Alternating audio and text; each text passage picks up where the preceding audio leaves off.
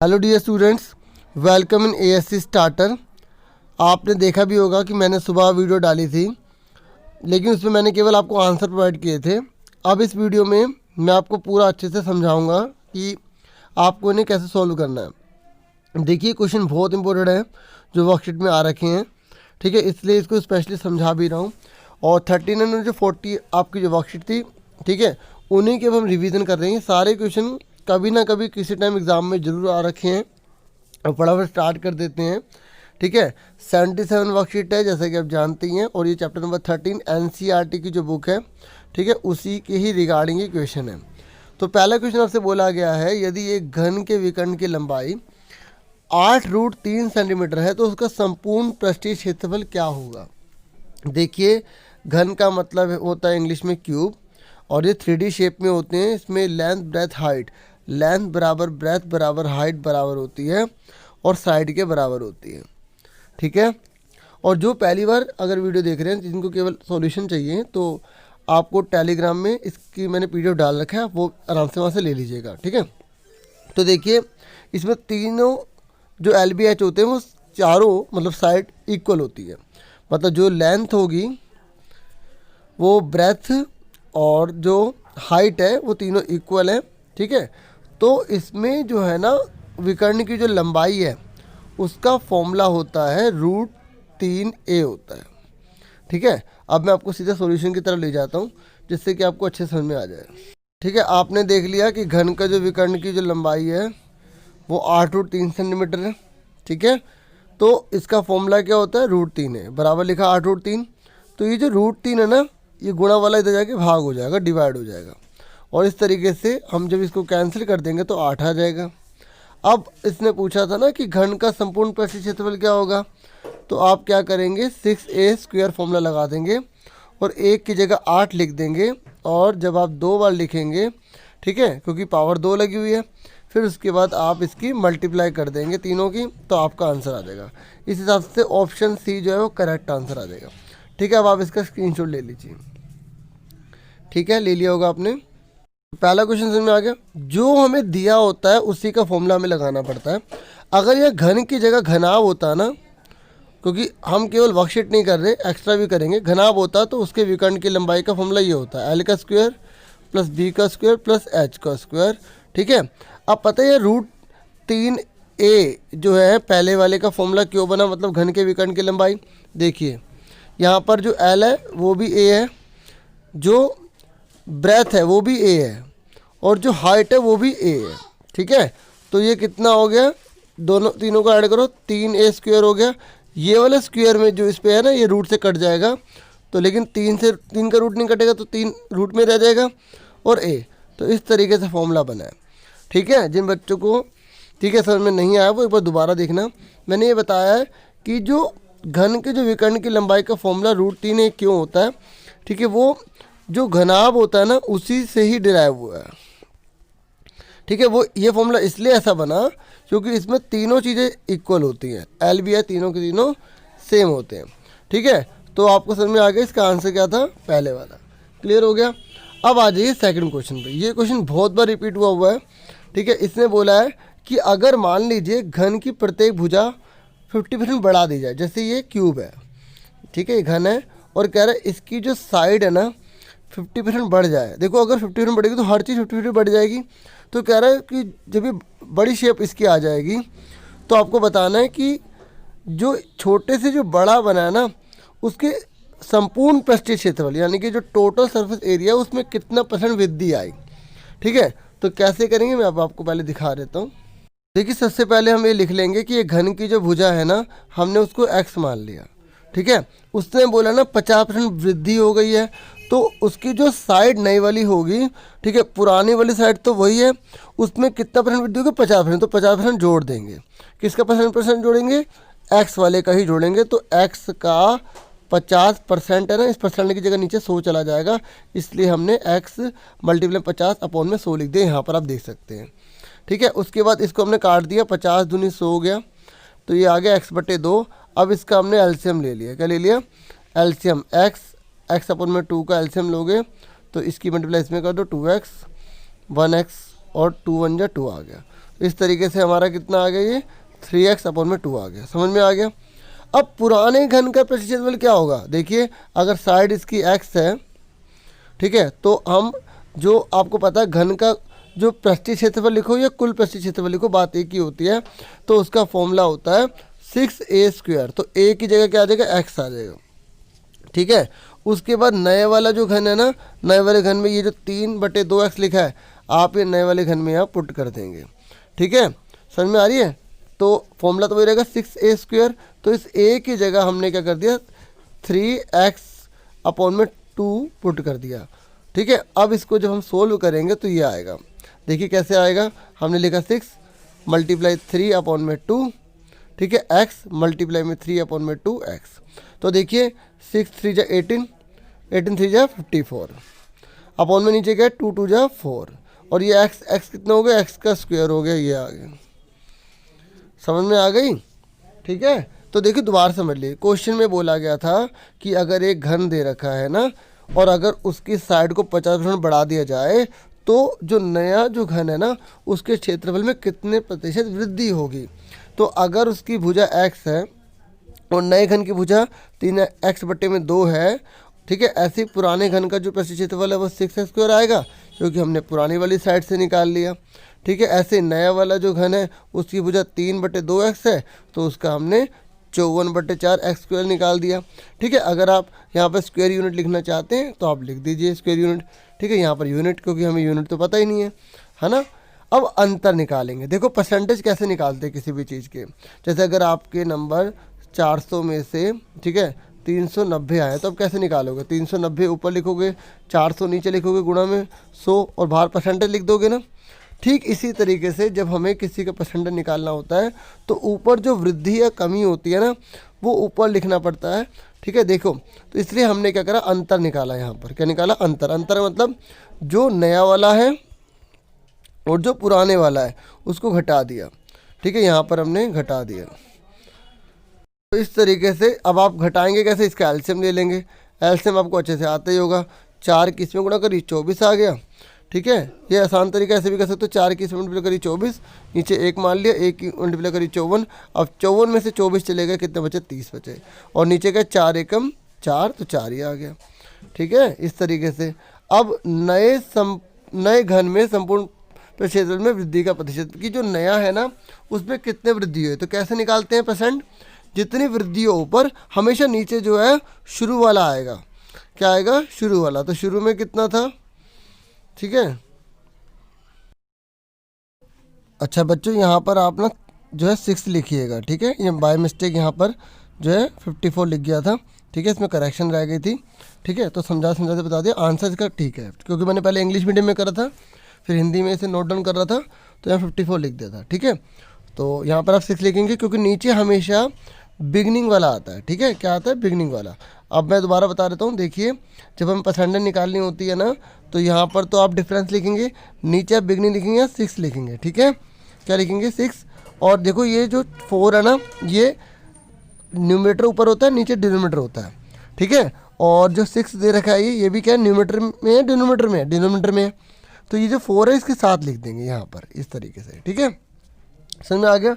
बाकी से काटा सही गया, ये 125 ही करेक्ट आंसर है, यहाँ पे 6 कर लीजिएगा, ठीक है। तो ये आंसर आ गया।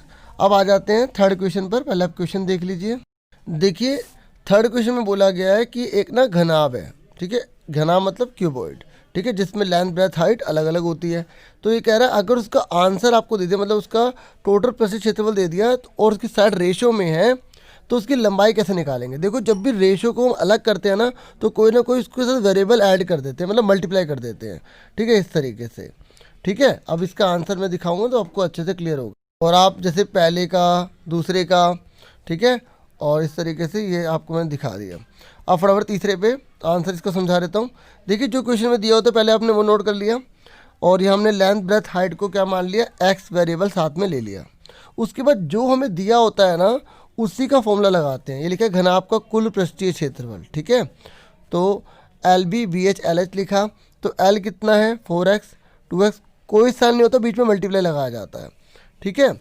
इस तरीके से हमने इसको पूरा यहाँ पे सॉल्व कर दिया, ठीक है। 4 2 जा 8x² हो गया, 2 1 जा 2, और 4 1 जा 4 हो गया। ठीक है, उसके बाद देखिए इन सबको हमने क्या करा, ऐड कर दिया और ये कितना हो गया, 14 2 जा 28 हो गया। फिर इसके बाद हमने इसको डिवाइड कर लिया। ठीक है, उसके बाद 49 का रूट करा तो 7 आ गया।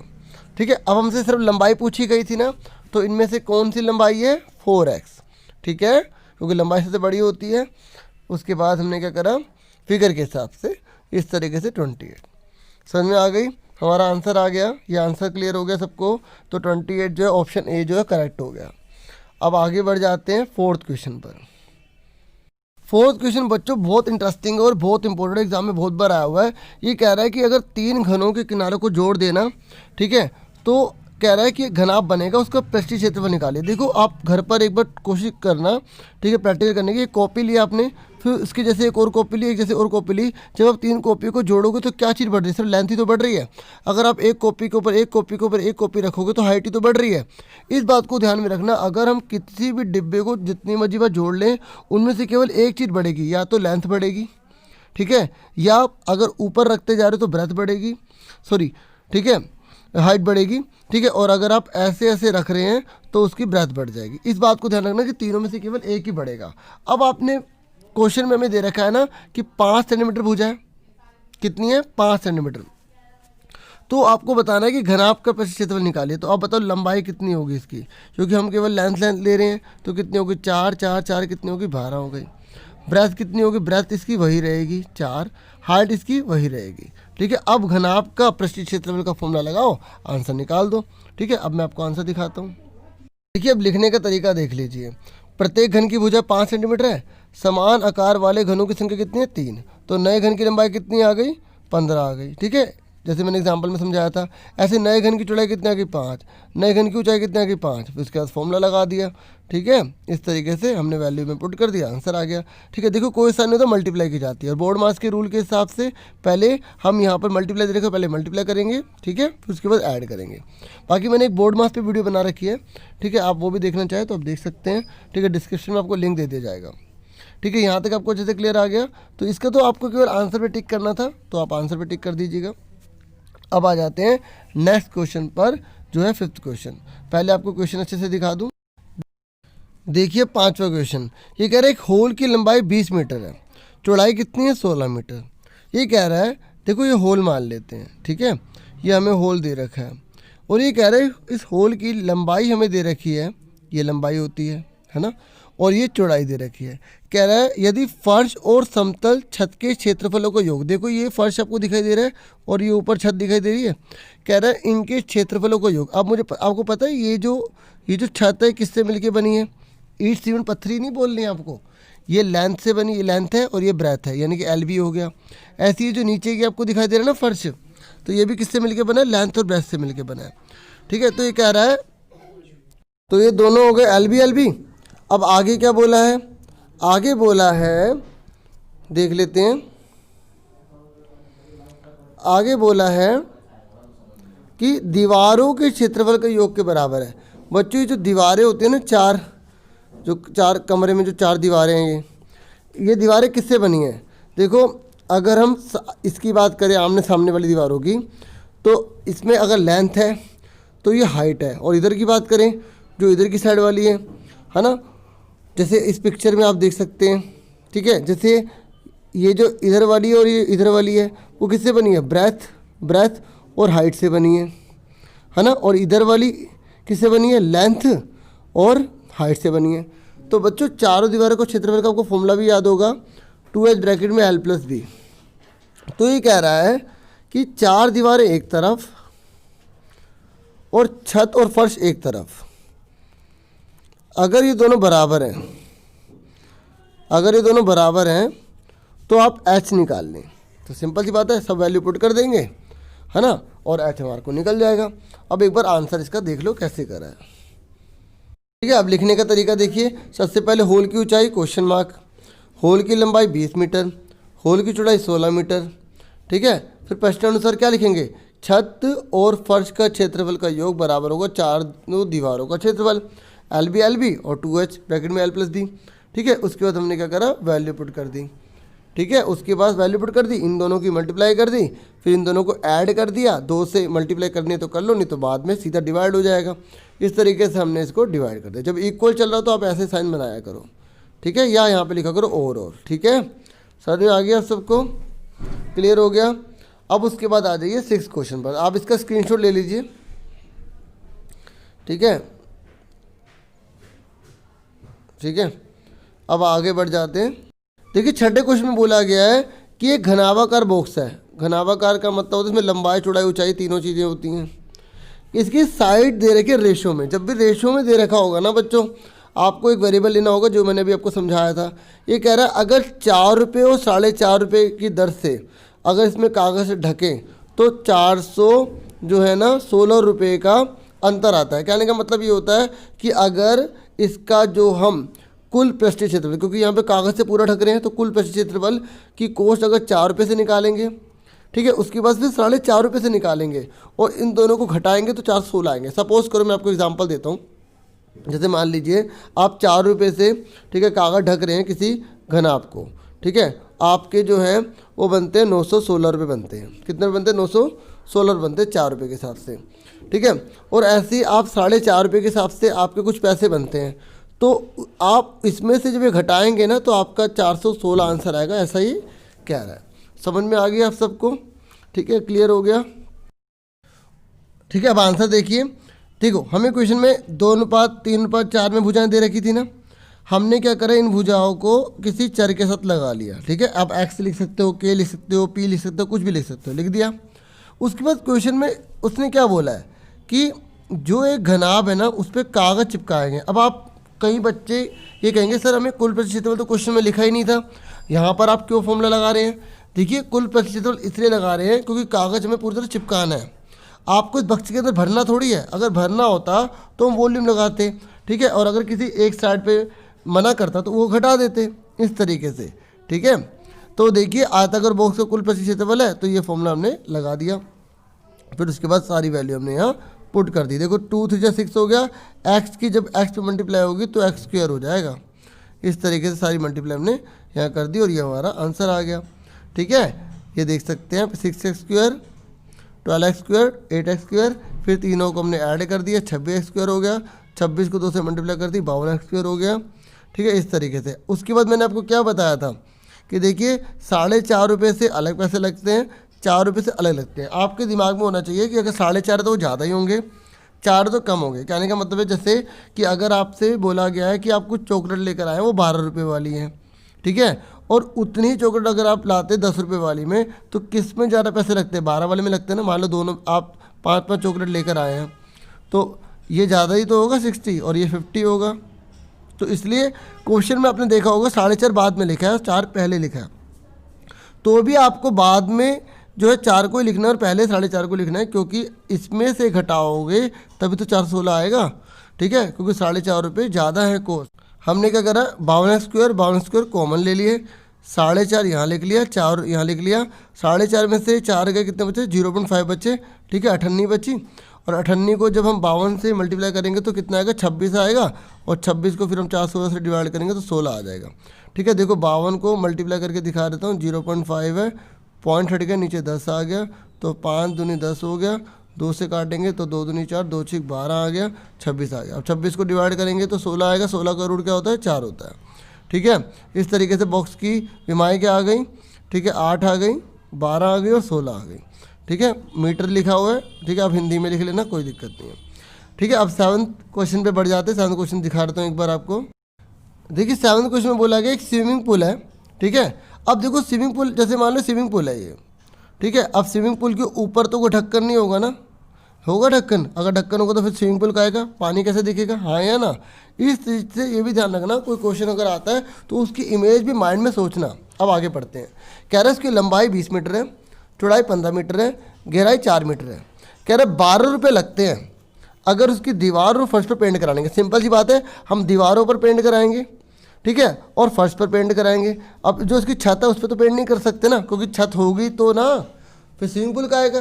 तो सिंपल सी बात है, इसका मतलब इसका फॉर्मूला क्या होगा? 4 दीवारों का फॉर्मूला क्या होता है? 2h ब्रैकेट में l+b, ठीक है, और बेस का क्या होता है? l भी होता है। इस तरीके से ये फॉर्मूला बन जाएगा, ठीक है, अब फटाफट इसको मैं आपको आंसर दिखाता हूँ, समझाता हूँ उसमें। देखिए सबसे पहले हमने क्या करा, स्विमिंग पूल की लंबाई लिख ली, चौड़ाई लिख ली, ऊंचाई लिख ली। उसके बाद छत सहित 4 दीवारों का क्षेत्रफल निकाल लिया। 2h ब्रैकेट में l+b, LB फॉर्मूला होता है, इसमें वैल्यू पुट कर दी। ठीक है, l की जगह l पुट कर दिया, b की जगह b पुट कर दिया, h की जगह h पुट कर दिया। आप यहाँ से देख सकते हैं, इसलिए ब्रैकेट में लगा दिया जाता है ताकि यहाँ पे फॉर्मूला जो हमने लिखा है उसमें कोई दिक्कत ना हो। ठीक है, देखिए सबसे पहले ब्रैकेट वाला सोल्व करेंगे। ठीक है, 35 आ गया, 4 2 8 हो गया, इन दोनों की मल्टीप्लाई कर ली, 280 आ गया, और इसकी मल्टीप्लाई करी 300 आ गया, इन दोनों को ऐड कर दिया, 580 मीटर स्क्वायर आ गया। ठीक है, उसके बाद क्या बोला था उसने, 1 मीटर स्क्वायर सीमेंट करने की लागत कितनी है, 12 रुपये। ठीक है, और 580 मीटर स्क्वायर सीमेंट करने की लागत कितनी होगी, उससे मल्टीप्लाई कर देंगे, आंसर आ जाएगा। समझ में आ गया आप सबको। देखिए हिंदी में ना सीमेंट नहीं लिखा, इंग्लिश में जो है सीमेंट लिखा था, तो सीमेंट वर्ड यूज़ किया था, यहाँ हिंदी में पेंट का यूज़ किया गया, तो आप पेंट लिखेंगे। ठीक है, ठीक है, मैं आपको एक बार दिखा देता हूँ क्वेश्चन। ठीक है, आप देख सकते हैं यहाँ पर पेंट का यूज़ किया गया, तो जो वर्ड लिखा है वही लिख दीजिएगा। अब आ जाइए 8वें क्वेश्चन पर। 8वें क्वेश्चन बोला है कि एक छोटा पौधा घर है। ठीक है, तो ये कह रहा है वो शीशों से बनाया गया इस तरीके से, तो इसमें कितने शीशे लगे होंगे, 1 2 3 4 5 6 लगे होंगे, 6 फलक है, 6 फेस है ना। तो ये कह रहा है, देखो लिखा आधार भी सम्मिलित है। देखो अगर हम जब घास वगैरह लगी होती है और अगर हम ग्रीन हाउस इफेक्ट करने की कोशिश करते हैं तो ज़मीन पे तो नहीं लगा सकते ना शीशा, क्योंकि यहाँ पे हम केवल क्या कर रहे हैं, इसको मॉडल बना रहे हैं, तो इसलिए ज़मीन पे भी लगाया गया, लिखा भी है। ठीक है, ये ध्यान रखना क्वेश्चन में, अगर ये ना लिखा होता तो यानी कि 1 2 3 4 दीवार होती और ऊपर की एक छत होती, लेकिन ये ज़मीन को भी लेना है, सुन रहे हो, ज़मीन को भी लेना है, क्योंकि ये एक मॉडल बनाया जा रहा है। ठीक है, छोटा पौधा घर है, क्वेश्चन में लिखा भी हुआ है कि आधार को भी शामिल करना है। अब ये कह रहा है घर के अंदर ही बनाया गया है, शीशे की पट्टियों को टेप से चिपका दिया गया है, पौधा घर की लंबाई इतनी है, चौड़ाई इतनी है और ऊंचाई भी 25 ही है। तो आपसे कह रहा है कि शीशे की पट्टियों को क्षेत्रफल निकालो, तो आप कौन सा फॉर्मूला लगाओगे, क्योंकि पूरा बंद है, तो 2 ब्रैकेट में LB BH और LH का फॉर्मूला लगाएंगे। ठीक है, समझ में आ गया आप सबको। और फटाफट इसका आंसर देख लेते हैं। देखिए थोड़ा लाइट हो गया, थोड़ा कोऑपरेट कीजिएगा, है ना। तो एक बॉक्स मैं एक बार पढ़ के बता रहा हूँ फिर भी। एक बॉक्स, ठीक है, हरित ग्रह को दर्शाने के लिए शीशे से बनाया जाता है। ठीक है, जो घनाभाकार है, ये हमने डिटेल लिख दी। फिर घनाभाकार शीशे के बॉक्स की लंबाई कितनी है, 30, चौड़ाई कितनी है 25, ऊंचाई कितनी है 25, और यहाँ पर जो है थोड़ा मतलब फ़ोटो पूरी नहीं लिखे तो सेंटीमीटर जो है यूनिट का इस्तेमाल जरूर कीजिएगा। ठीक है, उसके बाद शीशे का क्षेत्रफल निकाल लेंगे, फॉर्मूला लगा दिया, वैल्यू पुट कर दी और हमारा आंसर आ गया। ठीक है, समझ में आ गया सबको। ठीक है, ज़्यादा मुश्किल नहीं था, इन दोनों की मल्टीप्लाई कर दी, इनकी मल्टीप्लाई कर दी, ये फिर तीनों को ऐड करके 2 से मल्टीप्लाई कर दी, आ गया। अब देखो टेप की लंबाई निकालनी थी, है ना। अब आपको पता है 12 भुजाएँ हैं, अब 12 भुजाओं में लंबाई कितनी होगी, देखो जो लंबाई होगी, ठीक है, 1 2 और जो छत होगी उसकी 1 और 2, तो टोटल कितनी होगी, 4 हो गई। ठीक है, ऐसी चौड़ाई भी कितनी होगी, 4 होगी। ठीक है, कितनी होगी, 4 होगी। ठीक है, और इस तरीके से ऊंचाई भी कितनी होगी, 4। 4 कैसे होगी, देखो 1 और 2 नीचे की होगी और 1 और 2 उसके ऊपर की हो गई। ऐसे ऊंचाई भी क्या होगी, जो ऊंचाई बनेगी वो भी 4 बनेगी, एक उस दीवार पे, एक उस दीवार पे, एक इस पे और एक इस पे, है ना। इस तरीके से 4 4 हो गए, तो तीनों को जोड़ के, ठीक है, 4 से मल्टीप्लाई कर देंगे। ठीक है, याद रखना, क्योंकि चारों भुजाओं पर है। ठीक है, अगर आप एक किताब देखोगे तो उसको देख लेना कि इसकी कितनी लंबाई है। ठीक है, कितनी है, 4, कितनी चौड़ाई है 4, ऊंचाई कितनी है 4। तो इस तरीके से 4 4 3 हो गए, तो हमने 4 कॉमन ले लिया था और 4 से मतलब जमा करने के बाद मल्टीप्लाई कर दी, आंसर आ गया। समझ में आ गया आप सबको। ठीक है, यूनिट का इस्तेमाल जरूर करना, यूनिट जरूर लिखना, नहीं तो आपके नंबर कट जाएंगे। उसके बाद आ जाइए 9वें क्वेश्चन पर, और ये बुक का ही क्वेश्चन था, ये 8वां जो क्वेश्चन है ना, ये वाला बुक का क्वेश्चन है। आप 13.1 देखेंगे तो इसमें आपको मिल जाएगा। ठीक है, बाकी सारे बाहर से हैं, तो अच्छे से मेहनत कर लीजिएगा। अब आ जाते हैं 9th क्वेश्चन पर। ठीक है, 9th question most important question है ये भी। 9th क्वेश्चन में बोला गया है कि एक कक्षा की लंबाई उसकी ऊंचाई से डबल है। देखो ध्यान से देखो कौन बड़ा है, लंबाई जो है ना लेंथ, वो चौड़ाई से डबल है। ठीक है, और ऊंचाई जो है वो ऊंचाई से 1.5 गुनी है। मेरी बात समझ में आ रही है, देखो उसकी ऊंचाई से 1.5 गुना है। तो ध्यान सुनो, हम ऊंचाई को क्या मान लेते हैं, h मान लेते हैं। क्या मान लेते हैं, h। खुद सोचो, जो सबसे छोटा ना उसको माना करो। हमने ऊंचाई को h मान लिया, तो लंबाई कितनी होगी, डबल, और चौड़ाई कितनी होगी, 1.5 गुना, यानी कि 1.5 गुना, यानी कि ऐसे। अब इसको सिंपल करके लिखो, 2 1 जा 2 और 1 जोड़ दो, 3/2, सबको आता होगा ये। ठीक है, इसको मल्टीप्लाई करके ये ऐड कर देते हैं, है ना। इस तरीके से। अब हमें तीनों पता लग गए। अब उसने बोला है कि अगर 1 रुपये 60 पैसे की दर से दीवारों पर सफ़ेदी की कीमत इतने रुपये लगती है तो आपको बताना है उसकी विमाएँ कितनी होंगी। देखो पहले आपको एरिया पता होगा तभी तो साइड निकालेंगे। इस बार हमें 1 मीटर के पैसे भी दे दिए और कुल कितने मीटर पर सफ़ेदी होगी ये भी हमें दे दिया। देखो अभी तक क्या होता था, आपको ऐसे दिया होता था कि अगर एक चॉकलेट 4 रुपये की है, ठीक है, तो 20 चॉकलेट कितने की होगी, आप ऐसे निकालते थे, है ना, कितने रुपए की होंगी टोटल निकालते थे ना। तो आप क्या करते थे, दोनों के मल्टीप्लाई करते 80 रुपये। अब आपको ये दे दिया कि 80 रुपये की टोटल आप चॉकलेट खरीद के लाए हो और एक चॉकलेट 4 रुपये के, तो कितनी चॉकलेट हुई, तो क्या कर दोगे, डिवाइड कर दोगे। इसी तरीके से यहाँ पर भी हम क्या करेंगे, 179.20 को डिवाइड कर देंगे 1.6 से, तो हमें पता लग जाएगा कि कितनी एरिया पर पेंट किया गया, क्योंकि हमें टोटल भी दे दिए रुपए, ठीक है, और हमें 1 यूनिट के भी दे दिए। मैं दोबारा बताता हूँ, देखो अगर आपको जैसे जितने भी सारे क्वेश्चन आते थे ना उसमें यही आता था, अभी जो हमने पुराने भी करे हैं उसमें यही आता था कि अगर जैसे एक चॉकलेट आप 7 रुपये की लेकर आते हो, ठीक है, तो आप 12 चॉकलेट कितने की लेकर आओगे, तो आप क्या करते थे, 12 को मल्टीप्लाई कर देते थे 7 से, आपको 84 आ जाता था। इस वाले क्वेश्चन में क्या है, आपको ये भी पता है एक चॉकलेट कितने की है और टोटल चॉकलेट कितने की है, 84 की है। आपको ये पता लगाना कितनी चॉकलेट है, तो आप क्या करोगे, डिवाइड ही तो करोगे, हाँ या ना, कितनी चॉकलेट डिवाइड कर दोगे, 7 एकम 7, 7 दूनी 14, 12, ठीक है, समझ में आ गया आप सबको, डिवाइड करना है, ठीक है। अब मैं एक बार आपको आंसर दिखाता हूँ, आपको क्लियर हो जाएगा। देखिए सबसे पहले तो हमें जो हमने कोण डबल किसका है वो निकाला, जो छोटा उसको हमने x मान लिया, लंबाई डबल आ गई, चौड़ाई 3/2 आ गई। ये कैसा ही मैंने आपको बता दिया, 1.5 गुना ऐसा होता है, तो 2 एकम 2 1 3/2 आ गया, ठीक है। तो उसके बाद चारों दीवारों पर सफेदी करने की लागत इतने रुपये है और 1 मीटर स्क्वायर पर सफेदी करने की लागत कितने रुपये, इतने रुपये है। तो चारों दीवारों को क्षेत्रफल कितना आ गया, इन दोनों को डिवाइड कर दिया, ठीक है, तो क्या कर दिया, डिवाइड कर दिया, हमारा 112 आ गया। अब चारों दीवारों का क्षेत्रफल क्या होता है, ठीक है। देखो मैंने यहाँ चारों दीवारें क्यों लिखी, मैं आपको क्वेश्चन दोबारा दिखाता हूँ, क्योंकि क्वेश्चन में बोला दीवारों पर सफेदी की कीमत, तो दीवारें कितनी होती है कक्षा के अंदर, 4 ही होती हैं, हाँ या ना। यहाँ पर कहीं पर भी लिखा है छत, कहीं पर भी लिखा है ज़मीन, नहीं लिखा ना, इसलिए 4 दीवारें मानी जाएंगी। अगर आप अंडरस्टैंडिंग अच्छे से कर पाते तभी क्वेश्चन कर पाएंगे, ठीक है। इसलिए मैंने सारे आंसर पहले भी सुबह सुबह अपलोड कर दिए थे, क्योंकि वीडियो बनने में काफ़ी टाइम लगता है और अपलोड होने में काफ़ी टाइम लगता है। मैंने कहा जब तक काम उतार लो उसके बाद समझ लेना आराम से, ठीक है।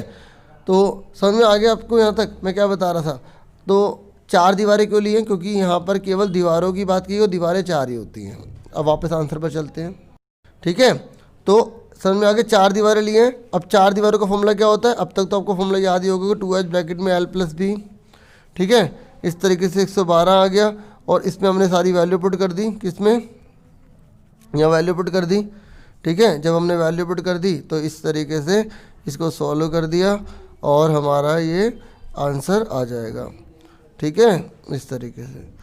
समझ में आ गया। देखो इसको गुणा करके 14 से भाग कर लेना, आपको इतना तो आता ही होगा, सही से कर ही लोगे आप, ठीक है। अगर कहो तो बता देता हूँ, जैसे 2 से काटा 7 बार आ गया, फिर 7 से काटा तो 16 आ गया, ठीक है। 16 7 112 होता है, आपको पता ही होगा, और 16 का रूट 4 आ गया। उसके बाद कमरे की, ठीक है, लंबाई कितनी आ गई, 2x थी, क्योंकि हमें लंबाई पहले लिखनी चाहिए, फिर चौड़ाई फिर ऊंचाई, तो लाइन से लिख दिया। समझ में आ गया आप सबको, ठीक है। इस तरीके से ये वाला क्वेश्चन भी हमारा कंप्लीट हो गया, ठीक है, और ये भी हमारा अच्छे से हो गया, ठीक है। उसके बाद हम आगे बढ़ जाते हैं, ठीक है। मैंने स्क्रीनशॉट के लिए बोला नहीं था, थोड़ा आपने कर लिया होगा वैसे, है ना। चलो फिर आगे बढ़ जाते हैं। अब हमारा आज का लास्ट क्वेश्चन है 10वां, ठीक है, मोस्ट इम्पोर्टेंट क्वेश्चन है 10वां, बहुत ज़्यादा इंपॉर्टेंट है। देखिए 10th क्वेश्चन है ना, इसमें बोला गया है कि जो लंबाई चौड़ाई और ऊंचाई है उस तीनों को अगर ऐड कर दो, L B और H तीनों को ऐड कर दो तो 19 आता है, और उसके विकर्ण की लंबाई 11 है। मैंने जब शुरू में क्वेश्चन करवाया था तो उसमें हमें घन का दे रखा था, घन के विकर्ण की लंबाई, अगर आपको याद हो तो ये देखो, है ना। और लास्ट वाला क्वेश्चन भी विकर्ण की लंबाई से ही हो रहा है, ठीक है, लेकिन यहाँ पर घनाभ दे रखा है। तो घनाभ के विकर्ण की लंबाई का फॉर्मूला क्या होता है, L का स्क्वायर, B का स्क्वायर, H का स्क्वायर रूट में होता है, ठीक है। और ये हमें दे रखा है 11, और हमें इन तीनों साइडों का टोटल दे रखा है 19। तो इन दोनों को यूज़ करके हमें क्या निकालना है, हमें संपूर्ण पृष्ठीय क्षेत्रफल निकालना है। तो जो चीज़ निकालनी है उसका फॉर्मूला सोचा करो, उसका फॉर्मूला आपको पता होना चाहिए, LB BH और LH। ठीक है, अब आपको फॉर्मूला समझ में आ गया तो आपको ये चीज़ लेकर आनी है। आओ अब मैं समझाता हूँ, आप देखोगे आपको अच्छे से क्लियर हो जाएगा। देखिए सबसे पहले जो दिया है वो लिख दिया कि एक घनाभ की लंबाई चौड़ाई ऊंचाई का योग 19 दे रखा है, यानी कि L + B + H 19 हो गया। विकर्ण की लंबाई हमें दे रखी है 11 सेंटीमीटर। ठीक है, तो उसका फॉर्मूला क्या होता है, L + B + H सब पे स्क्वायर स्क्वायर स्क्वायर है और रूट लगा हुआ है, तो हमने वो लिख दिया। उसके बाद ये जो रूट है इधर जाके स्क्वायर बन जाएगा, 121 आ जाएगा, बस ये लिख दिया। अब उसके बाद ये वाला फॉर्मूला आपको याद रखना पड़ेगा। A + B + C का होल स्क्वायर का फॉर्मूला आपने पढ़ा होगा, यहाँ पे LBH में लिख रहे हैं, मैं आपको फॉर्मूला लिख के बताता हूँ, आपने पढ़ा भी होगा। A² + B² + C² + 2AB, 9th में 2BC और 2AC। ठीक है, पढ़ा होगा आपने सेकंड चैप्टर में, A + B + C का होल स्क्वायर। ठीक है, ये फॉर्मूला था ना पूरा, तो वही यहाँ पर A + B + C ना लिख के हमने क्या लिख दिया, यहाँ पर LB और H वाला लिखा इस तरीके से। ठीक है, मैंने बहुत सारी वीडियो बना रखी है, वो भी देख सकते हैं। ठीक है, और चैप्टर वाइज भी बना रखी है। ठीक है, प्लेलिस्ट में जाके देखना, आपको काफ़ी हेल्पफुल लगेगा। ठीक है, 9th की तो स्पेशल करता ही हूँ। ठीक है, इस तरीके से देखो, हमें ये दे रखा था, पुट कर दिया। ठीक है, और हमें इस तीनों का टोटल दे रखा था, पुट कर दिया, और ये हमें पता नहीं था, वही उतार दिया, तो इसको हम उधर ले गए। और ये क्या होता है, कुल क्षेत्रफल होता है, होता नहीं होता। इस तरीके से हमारा आंसर आ गया। समझ में आई? ये देखो फॉर्मूला ही तो है, ये कुल क्षेत्रफल का आंसर आ गया। ठीक है, इस तरीके से पूरी वर्कशीट समझा दी मैंने, तो मुझे पूरी उम्मीद है आपको क्लियर हो गया होगा। ठीक है, आपसे फिर मिलेंगे एक नेक्स्ट वीडियो में। अपना पूरा ध्यान रखना। Thank you for watching and listening carefully. Take your dear students.